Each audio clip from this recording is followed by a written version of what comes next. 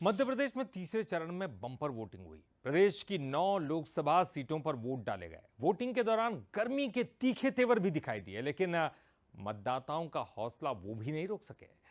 तीसरे चरण में बड़े नेताओं की संसदीय सीट पर भी बम्पर वोटिंग दिखाई दी है। मतदान के बाद वादे और दावों का दौर भी शुरू हो गया है।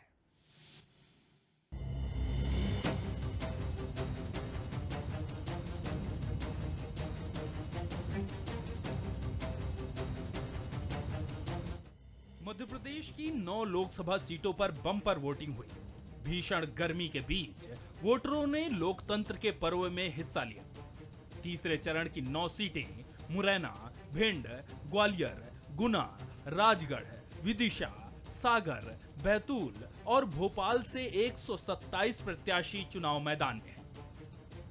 लेकिन सबसे ज्यादा चर्चा विदिशा, राजगढ़ और गुना सीट की रही, जहां से 2 पूर्व मुख्यमंत्री और 1 केंद्रीय मंत्री मैदान में हैं। शिवराज, दिग्विजय और सिंधिया के क्षेत्र में अच्छा मतदान हुआ। दिग्गजों ने वोट डालकर अपनी अपनी जीत का दावा किया। हालांकि दिग्विजय सिंह वोटिंग के दौरान सवाल खड़े करते भी दिखाई दिए। इतना जरूर है कि मैं चुनाव प्रचार के दौरान प्रेम की लहर पे जैसे सवार था। बहनों ने मेरी आरती उतारी, मुझे पैसे दिए, चुनाव लड़ने के लिए बच्चों ने गुल्लकें भेंट की, बुजुर्गों ने आशीर्वाद दिया।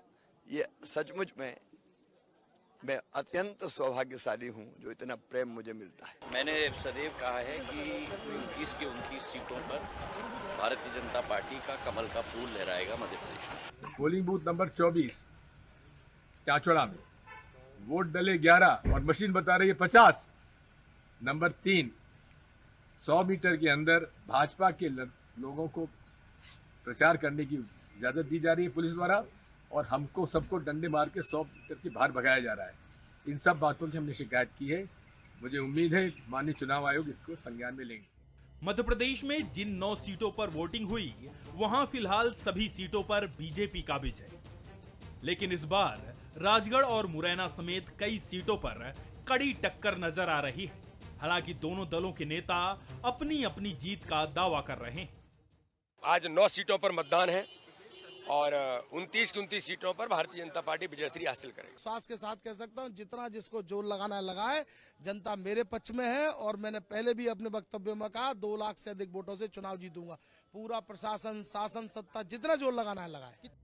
वादे और दावों के बीच 9 सीटों के 127 उम्मीदवारों की किस्मत ईवीएम में लॉक हो गई है।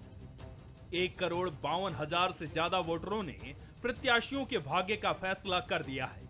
अब 4 जून को देखना होगा कि ईवीएम के खुलने के बाद किसको दिल्ली का टिकट मिलता है।